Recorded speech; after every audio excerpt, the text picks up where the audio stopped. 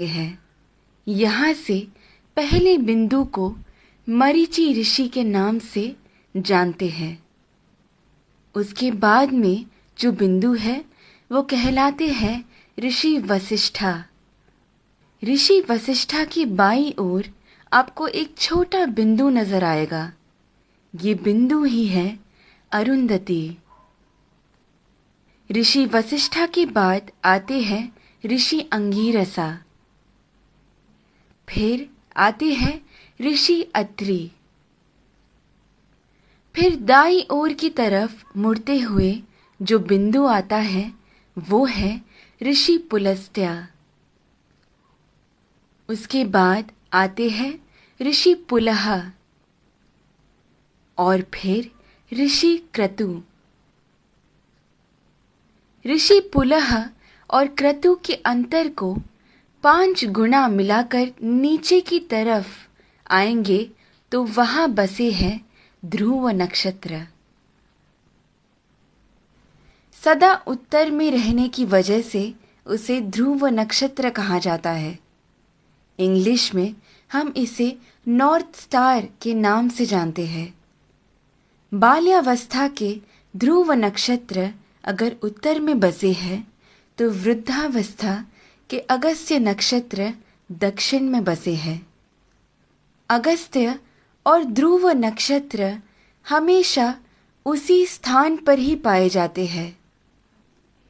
इन दोनों के बीच में मौजूद आकाश गंगा सतत घूमती रहती है। इस कारण से हमारी धरती अक्ष के ऊपर घूमकर घूमती रहती है। ये सच है कि सारा जगत भगवान के इर्द गिर्द घूमता रहता है, लेकिन वो हमें कभी नजर नहीं आ सकता। भूमि के अनेक कालों में से उसे 4 काल में छांटते हैं। ऊपर नजर आ रहा पीठ के बल सोया हुआ प्रश्न चिन्ह के आकार में बना हुआ सप्त ऋषि मंडल हमें वसंत ऋतु में ठीक ऐसे ही नजर आता है। आगे बढ़ते हुए शिशिर ऋतु यानी ठंड के मौसम में हमें सप्त ऋषि मंडल ऐसे नजर आता है। फिर शरद ऋतु में जब सारे पत्ते झड़ने लगते हैं तब सप्त ऋषि मंडल हमें ऐसे पीठ के बल सोया हुआ प्रश्न चिन्ह के आकार में नजर आता है। और फिर ग्रीष्म ऋतु यानी गर्मी के मौसम में हमें सप्त ऋषि मंडल ऐसे शीर्षासन कर रहे प्रश्न चिन्ह की आकृति में नजर आता है। चाहे जो भी हो, जब हम ये सारे प्रश्न चिन्हों को एक साथ में देखते हैं, हमारे सामने एक विशेष आकृति हमें बनता हुआ नजर आता है। वही कहलाता है हमारा स्वस्तिक। स्वस्थ का मतलब है आरोग्यवान।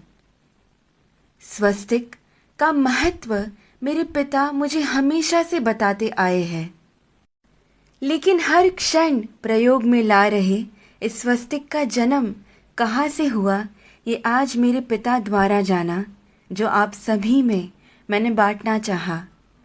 ध्रुव नक्षत्र को देखते हुए हमें ये मालूम होता है कि हम पूरी जिंदगी जिस दिशा की ओर बहते जा रहे हैं वही है उत्तर दिशा।